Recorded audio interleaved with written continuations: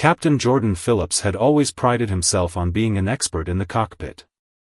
His hands had mastered the flight controls on every kind of aircraft, and his calm, steady demeanor had earned him the respect of every airline crew he had worked with over the years.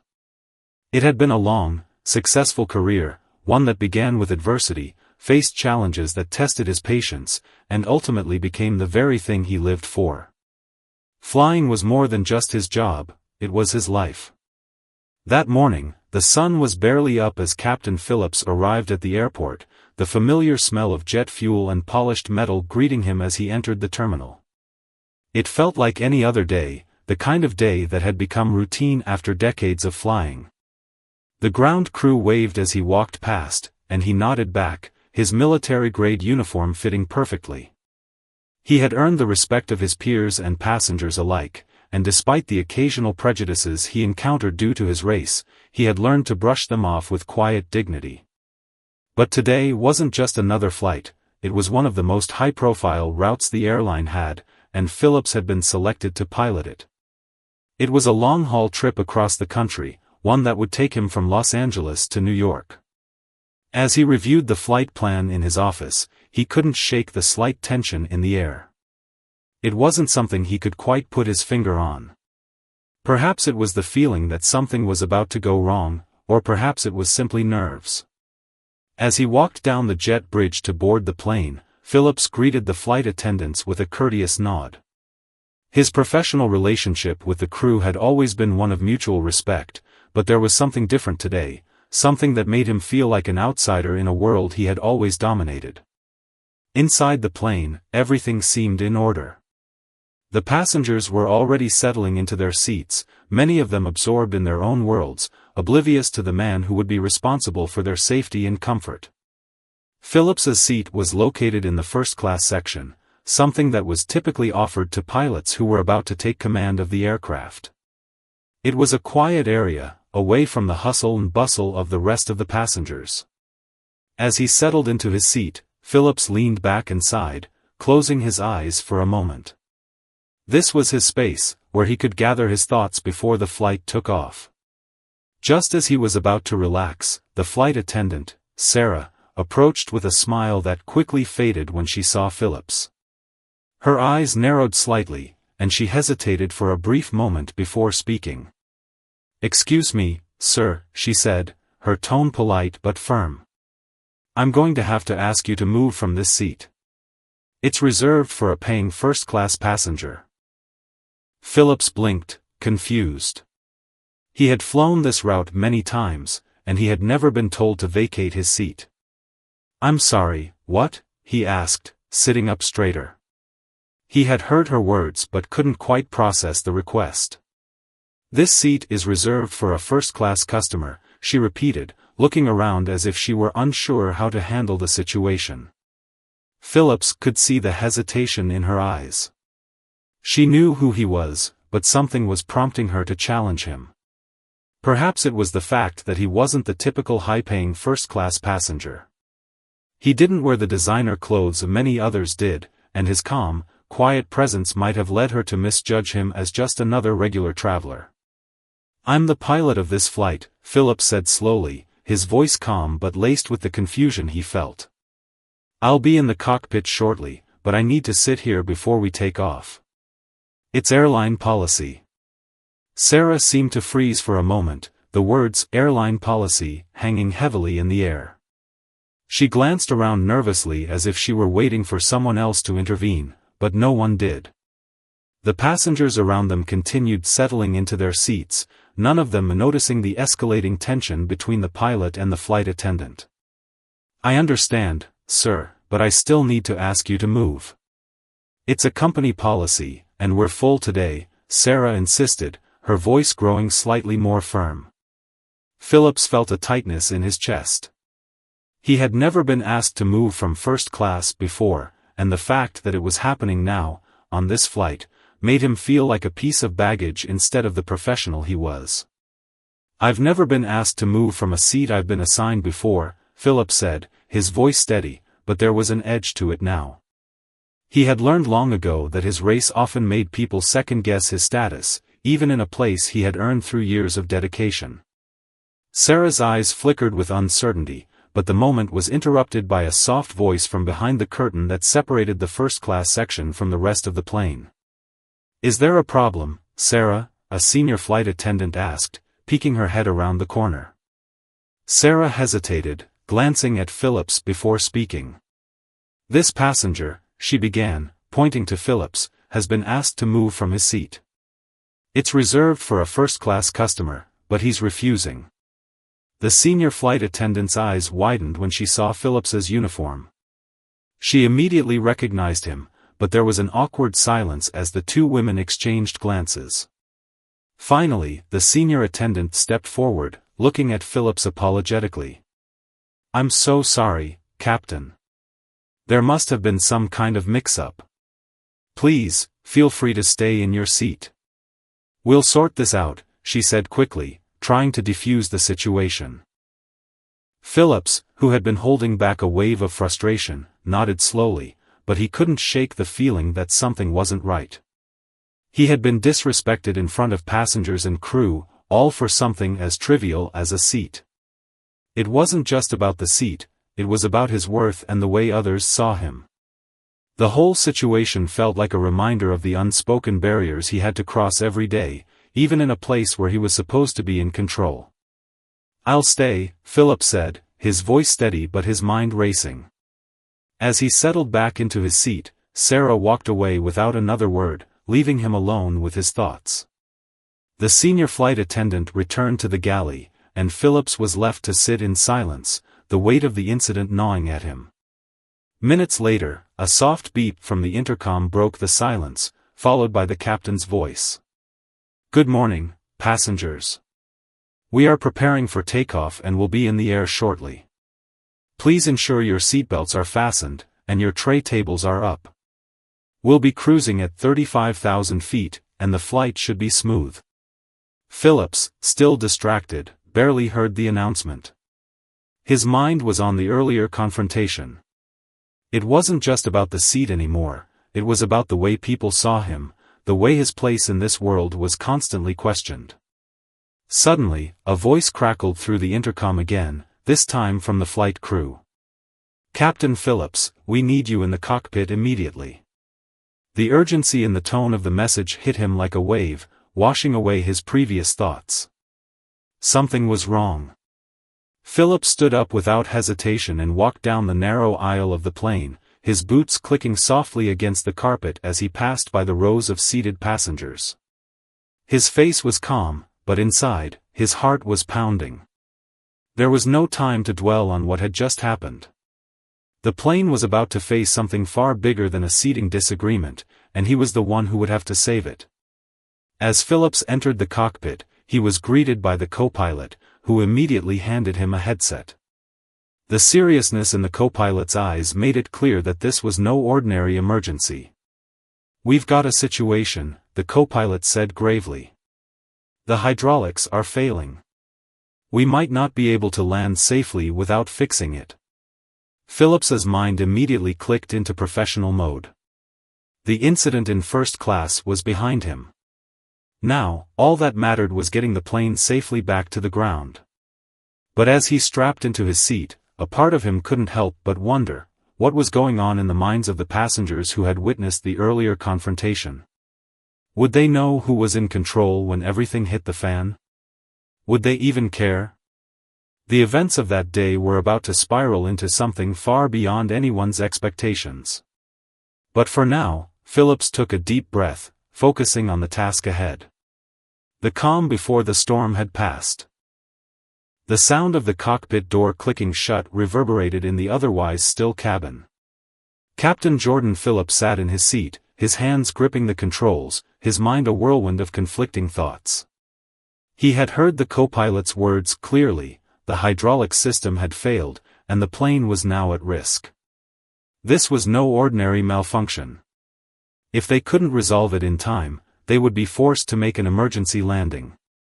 It wasn't just the lives of the passengers on board that were at stake, it was his responsibility to make the right decisions under pressure.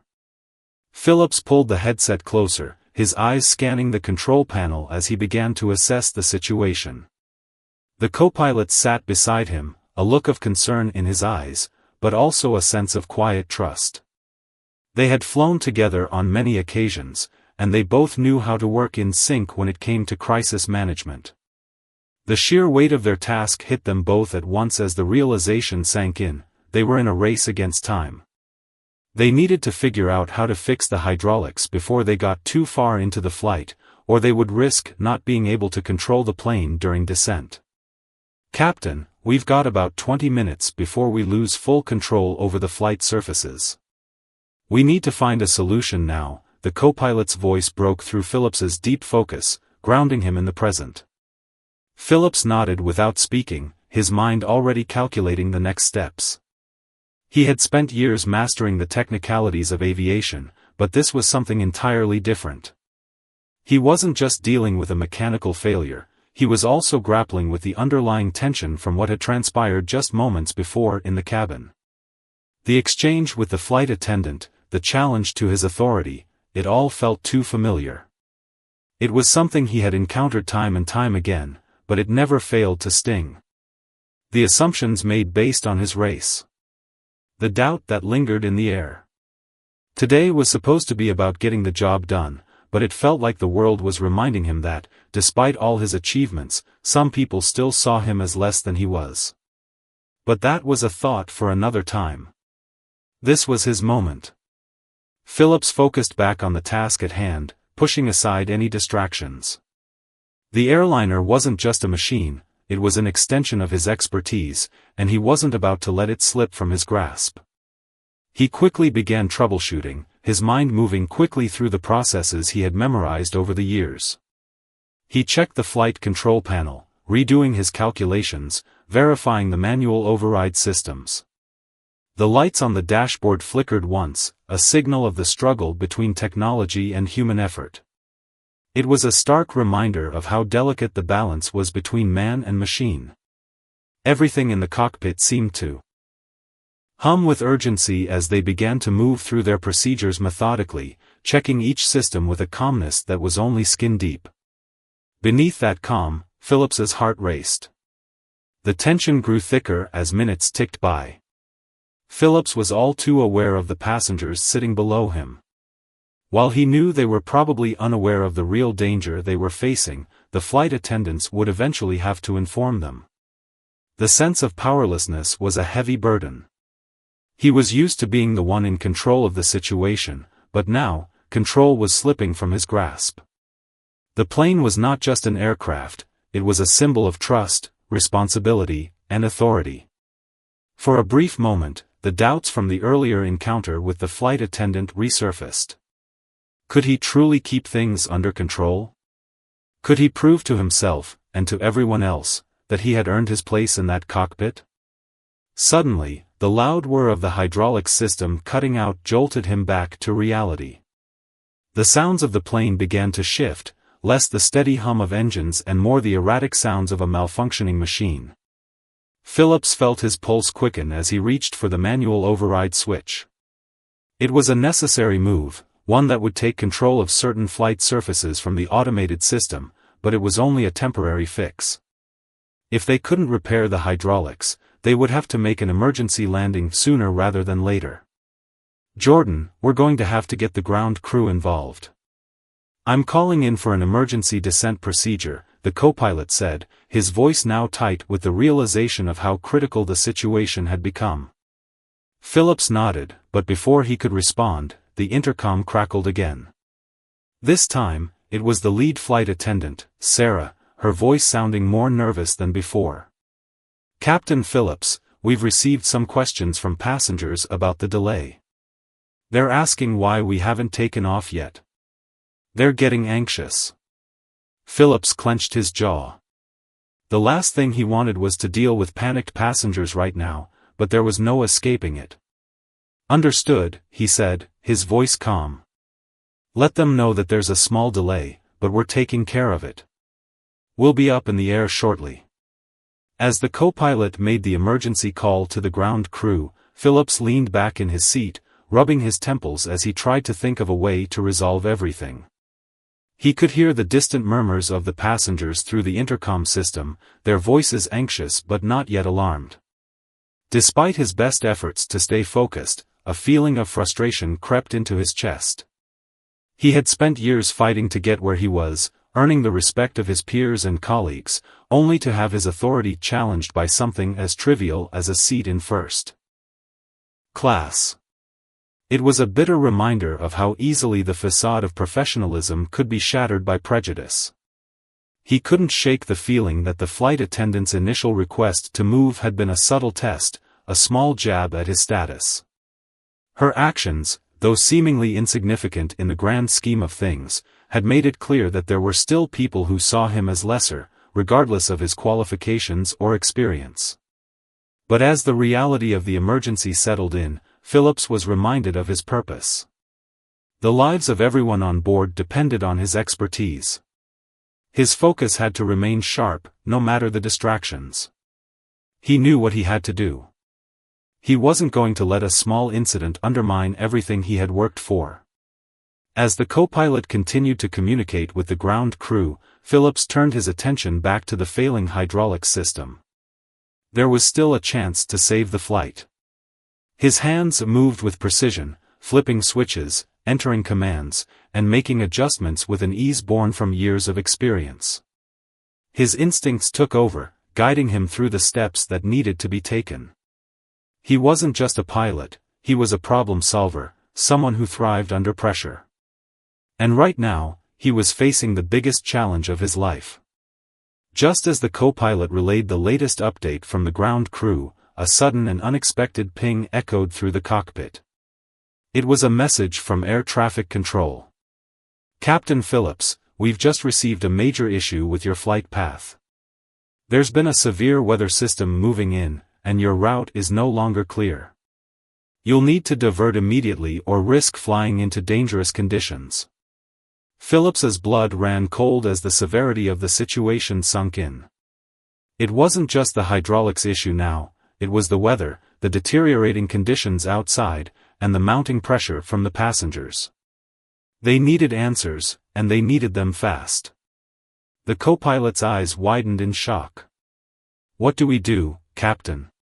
Phillips took a deep breath, his mind racing. This was no longer just about flying a plane.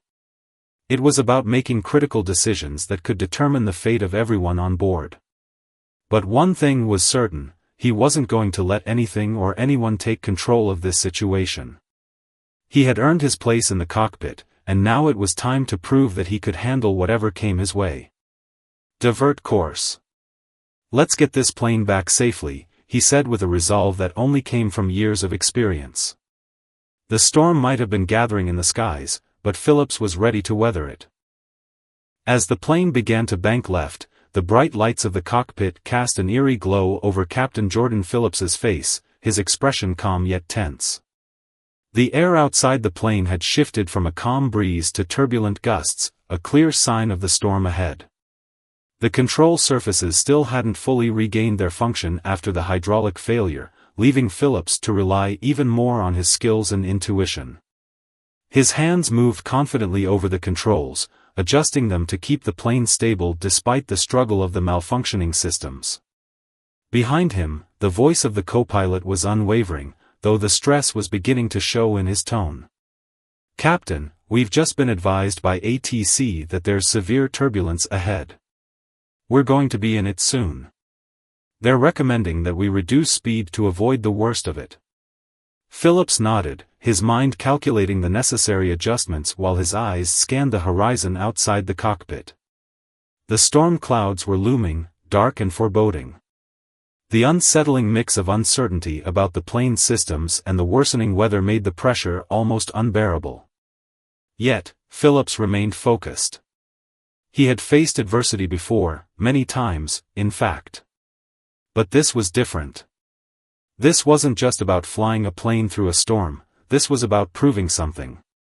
The previous encounter with the flight attendant, the assumptions, the challenges to his authority, had lingered in his mind, fueling a fire that now pushed him forward, propelling him through the crisis. He wasn't going to let anyone or anything undermine his position, least of all a faulty system and a dismissive attitude. With a deep breath, Phillips adjusted the throttles and re-angled the wings, making the necessary adjustments to prepare for the turbulence ahead. As the plane shuddered beneath them, the co-pilot checked the instruments again, his gaze flickering to Phillips, who remained as composed as ever. "We've got a few minutes before we hit the worst of it, Captain.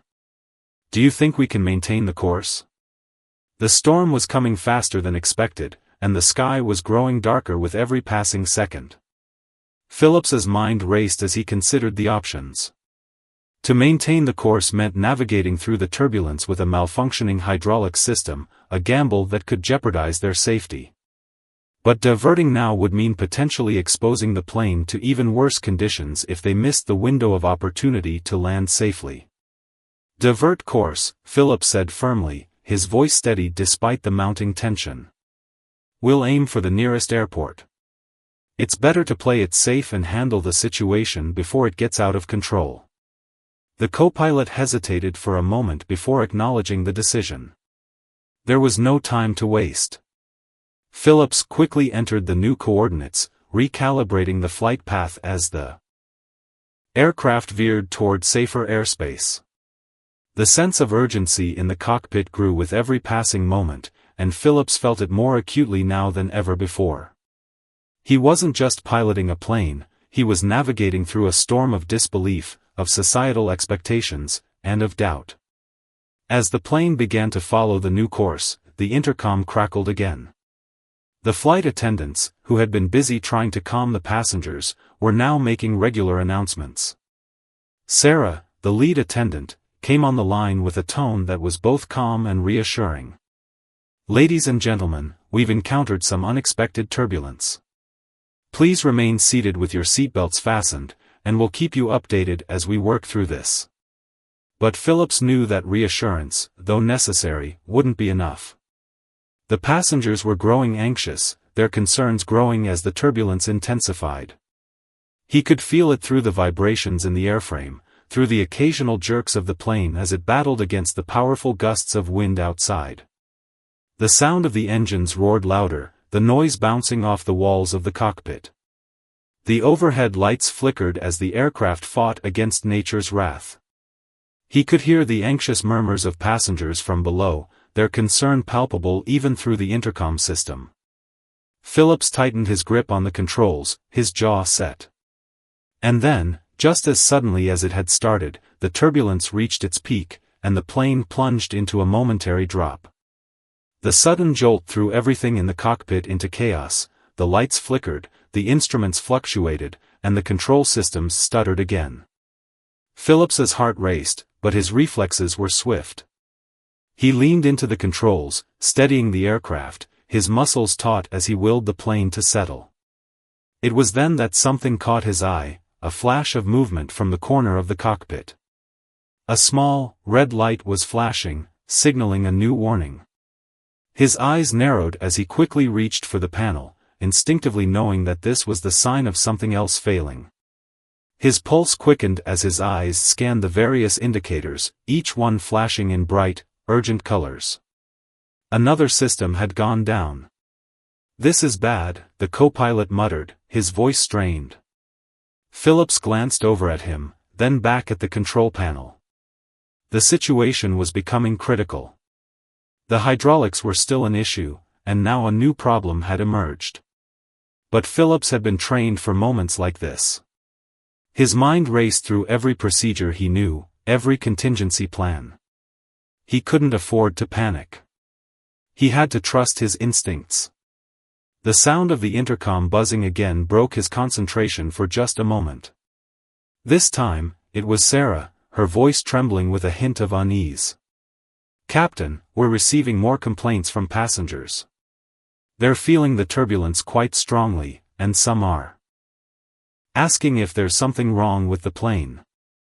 Phillips exhaled slowly, his mind fighting to maintain control over the growing sense of urgency. He could feel the pressure mounting, but this was not the time for doubts. He had to make the right decisions, or else everything would come crashing down.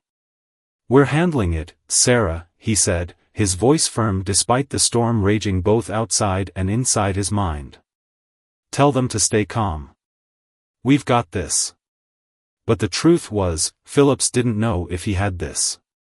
The systems were failing faster than he could keep up with, and the storm was only getting worse. And yet, he knew there was no turning back. He had to act. The co-pilot turned to him, his eyes wide with concern. "We need to get out of this storm, now. We don't have much time." Phillips nodded, but his mind was already working, calculating their best route out of the turbulence. They had one shot at this. One chance to get it right. As he adjusted the controls, the plane began to veer, its nose pointing downward as they descended through the dark clouds below.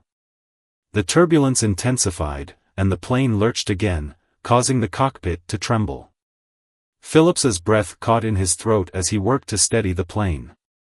Each second felt like a lifetime, the mounting pressure threatening to crush him. But then, as if the storm had heard his plea, the plane broke through the cloud cover, revealing clear skies above. The sudden change was almost jarring, but it was a welcome relief.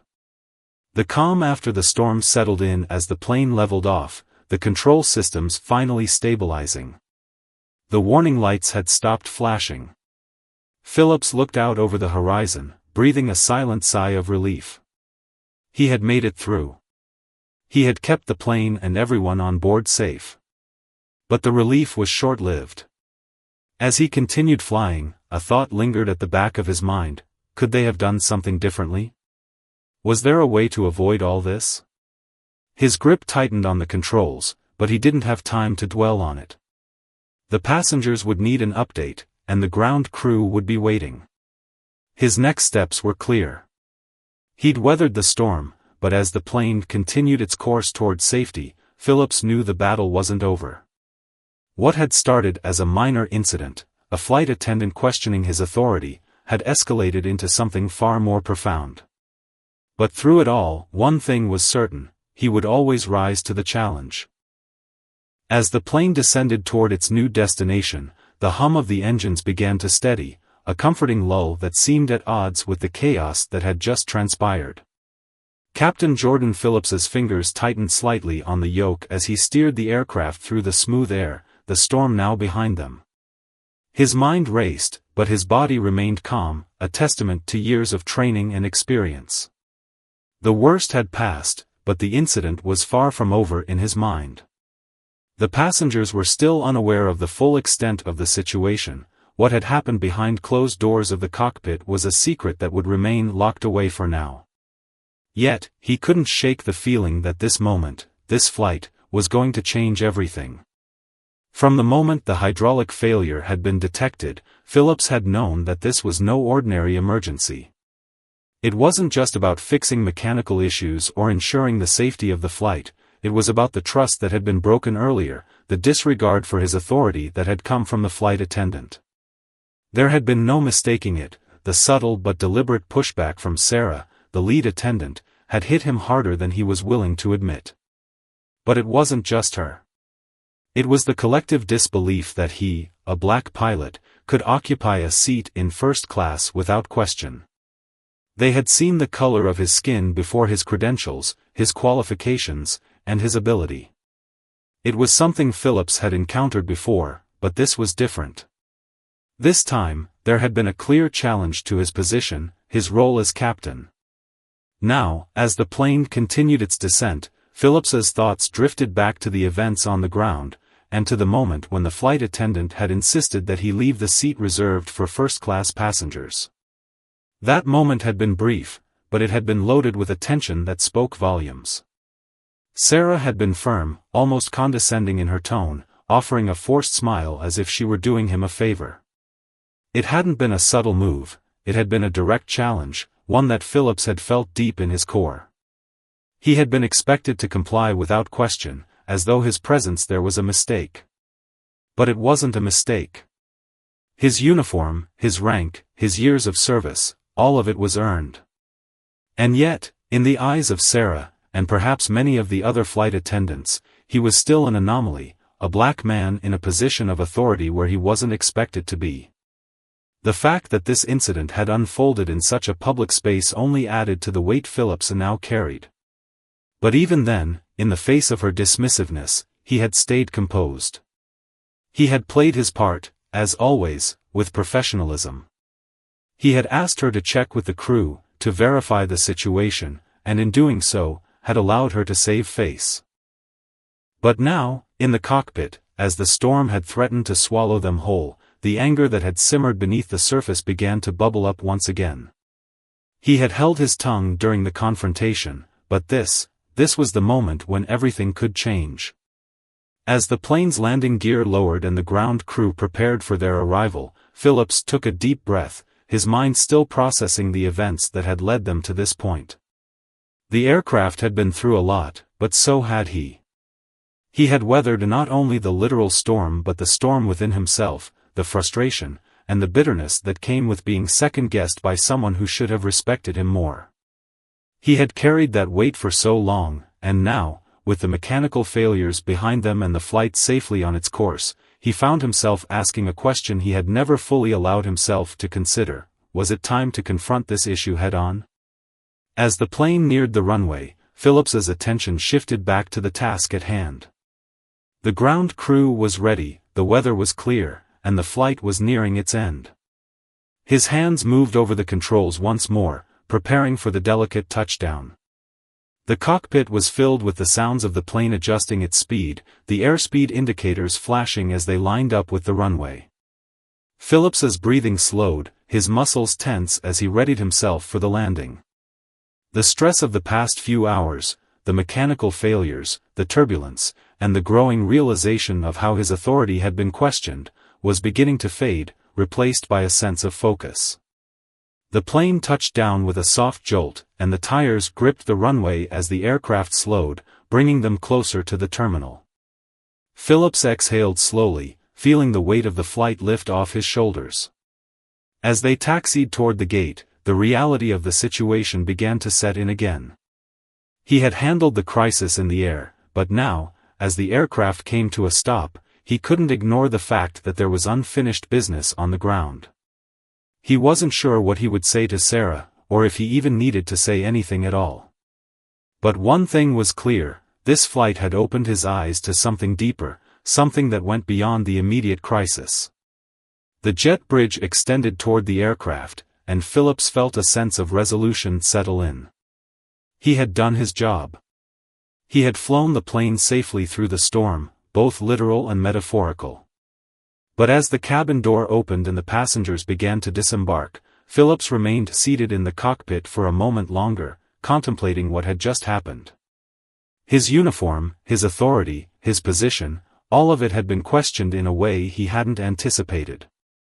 But more importantly, he realized, it wasn't just the flight attendants who needed to learn to respect him, it was the entire system, the entire industry. There was a culture of assumptions, of biases, that ran deeper than just one encounter. The flight had been an isolated incident, but the underlying issue was not. Phillips's thoughts turned to the future, to the steps he would take to challenge those biases, to ensure that no one else would be put in the position he had been in. As he finally stood from the cockpit and made his way toward the terminal, Phillips knew that this incident was far from over. The flight had been a reminder that the fight for respect, for equality, was an ongoing battle. It wasn't just about flying a plane, it was about standing firm in the face of prejudice, of stereotypes, and of challenges that others might not even recognize. The flight attendants might have seen him as nothing more than a black man in a seat he didn't belong in, but Phillips knew who he was. He was the captain of this aircraft, and he had earned every inch of the respect that came with it. He exited the cockpit and made his way toward the flight attendants' area, where he could hear Sarah and the rest of the crew speaking softly among themselves. Sarah looked up as he approached, her eyes wary but also filled with a hint of something else, maybe recognition, maybe guilt. Phillips's eyes locked onto hers, and for a brief moment, the weight of their shared history hung in the air. This wasn't just about the seat or the storm. It was about something much larger than either of them could explain in one simple conversation. "Captain," Sarah said softly, her voice almost apologetic, but Phillips could see the uncertainty in her eyes. He didn't respond immediately, taking a moment to let the silence stretch between them. The other attendants watched, unsure of how to react. The entire cabin crew had seen what had happened, had witnessed Phillips's unwavering professionalism in the face of their doubts. It had been an uncomfortable moment, one that they hadn't expected, but it was a moment they would never forget. Phillips could feel the shift in the air, the change in the way they saw him. The respect had been earned, not by words, but by actions. And as he stood there, his gaze steady, he realized that this was the turning point, the moment when everything would change. He looked at Sarah one last time and said, his voice firm but measured, "This can't happen again. You need to understand something. I'm not here by mistake. I'm here because I earned it. And I expect you to remember that." Sarah nodded, her face flushed, but there was a glimmer of understanding in her eyes. Phillips didn't need her apology. What he needed was change. And he knew this was only the beginning. The days following the flight were filled with an eerie calm. Phillips tried to return to his routine, to forget the uncomfortable confrontation with Sarah and the weight of the unspoken tension that had lingered long after they had landed. But every moment of quiet was a reminder that things would never be the same again, not just for him, but for everyone involved. It was as if the ripple effects of the flight were reverberating through the entire airline, and the way people interacted with him had subtly shifted. He could feel it in the way his colleagues spoke to him, in the way passengers looked at him, as though they were all waiting for something to happen. But for now, he had no choice but to focus on his job and keep his eye on the horizon, one flight at a time. The next few weeks passed in a blur of takeoffs and landings, the usual demands of his job consuming his every thought. Yet, in the back of his mind, Phillips couldn't stop thinking about the incident. It was always there, like a dark cloud following him, reminding him that things were unfinished. The question was not whether he would confront the issue again, it was when. He could feel the tension building up inside him, like a pressure valve slowly turning, threatening to burst. And then, as if the universe had decided it was time, the next opportunity presented itself. It was another routine flight, another day in the cockpit, but this time, something was different. As Phillips and his co-pilot went through their pre-flight checks, there was a subtle unease in the air. The flight attendants seemed on edge, their interactions awkward and clipped, their eyes avoiding his whenever they passed by. He knew that Sarah had spoken with her fellow crew members, but Phillips had no idea what had been said. What he did know was that something was building, something that would eventually come to a head. And this time, he was prepared for it. The flight began like any other. The usual announcements were made, the plane climbed to cruising altitude, and the passengers settled into their seats. Phillips was aware of the looks that some of the passengers cast in his direction, but he ignored them, focusing on the flight. The noise of the cabin faded away as he concentrated on the path ahead. But as they approached their destination, he noticed something different. It was subtle at first, a change in the way the crew moved through the aisles, a tension in the way they spoke. It wasn't until they were descending into their final approach that he realized what was happening. As the aircraft started to lose altitude, the captain heard an unfamiliar voice come over the intercom. It wasn't his co-pilot, and it wasn't one of the flight attendants. It was a man's voice, calm but firm, with the authority of someone who had been in charge for years. "Captain Phillips, this is ground control. We've received an urgent request. There's been an issue with the security clearance for your arrival. Please remain in your seat until further instructions." Phillips's heart skipped a beat as his hand instinctively tightened on the yoke. His mind raced. What could this be? He had never heard of such a request, especially not at this stage of the flight. He glanced at his co-pilot, who had a furrowed brow and was tapping away at the controls, trying to gather more information. "Roger that, ground control," Phillips said, his voice steady despite the growing sense of unease. He could feel the sweat gathering at the back of his neck as the strange voice continued its transmission. "We have a situation on the ground. Please follow the instructions and prepare for a delay," the voice on the intercom continued. "We will advise when it is safe to land." Phillips exchanged a look with his co-pilot. This was unprecedented. There was no immediate indication of what the problem could be, and no one was offering any clear answers. Phillips's eyes darted to the cockpit door, where the flight attendants had gathered in a small huddle, whispering amongst themselves. His mind began to race through possible scenarios. Was there a security threat? An issue with the landing strip? Something was off, and he didn't like it. He didn't have long to dwell on it. The voice returned, but this time, it wasn't from ground control. It was Sarah's voice, calm but carrying a hint of urgency. "Captain, we've received word that there's been an issue with one of your crew members. There's a possible security concern in the cabin. We need you to confirm the situation and respond accordingly." Phillips's stomach dropped. A security concern? What did that mean? His mind raced back to the earlier flight, to the moment when Sarah had insisted he vacate the first-class seat, questioning his position. Could this be related? He had no idea, but something told him that everything was connected, that the tension had been building, and now, it was reaching a breaking point. "Understood," Phillips replied. "I'll assess the situation immediately. Keep me updated." His co-pilot was already moving, preparing to switch communication channels as the plane circled in holding patterns above the airport. Phillips's mind raced. He couldn't ignore the possibility that this was an orchestrated attempt to undermine his authority, but he needed to stay calm. He needed to focus on the job at hand. His job was to lead the crew, to guide the plane safely to the ground. But this? This was a new kind of challenge, one he hadn't expected. The minutes dragged on as they flew in circles, waiting for an answer. The tension in the cockpit was palpable, and Phillips could feel it building as the crew continued to communicate with ground control and security. No one had offered any concrete information yet, and Phillips's patience was wearing thin. He wanted answers. And more importantly, he wanted control of the situation. His mind kept returning to Sarah, to the flight attendants, to the way things had unfolded on the previous flight. He had thought that the incident had been settled, that it was over.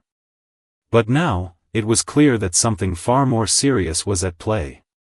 Finally, after what felt like an eternity, they were cleared to land. Phillips's hands were steady as he guided the plane through its descent, but his mind was elsewhere. What awaited them on the ground? Was this just a coincidence, or was there something more at play? He couldn't shake the feeling that the question of his authority was far from resolved, that there were people who would continue to challenge him at every turn. As the plane touched down smoothly on the runway, Phillips's attention snapped back to the present. He had done his job. The aircraft was safe, and the passengers were safe. But as they taxied to the gate, the feeling of uncertainty remained. He had learned long ago that he could never let his guard down, that there were always forces working behind the scenes, challenging his position and authority. This was no different. The door opened, and as the passengers began to disembark, Phillips could see the crew waiting for him. Sarah stood in the front, her eyes locked on his, but this time, there was no smugness or superiority in her gaze. Instead, there was a flicker of recognition. She knew it, and he knew it, the incident was not over, and it wasn't going to be swept under the rug. It was only the beginning. The tension that had begun with a simple seat assignment had now escalated into something far bigger, something that would force both of them to confront uncomfortable truths about power, authority, and respect. "Captain Phillips," Sarah began, her voice quiet but steady. "We need to talk." As the final passengers exited the plane, the cabin remained unusually quiet, the tension hanging thick in the air. Phillips could feel his heartbeat in his throat. He had just successfully landed the aircraft, yet something gnawed at him, an unease that wouldn't dissipate. The uncertainty, the unspoken words, and the knowledge that the incident wasn't truly over, it all weighed heavily on him. As he unbuckled his seatbelt and stood up, he saw Sarah still standing at the front, her eyes locked onto him with an intensity he hadn't expected. It was a strange mix of determination and apprehension. Phillips had been in countless confrontations before, but nothing had ever felt as loaded as this moment.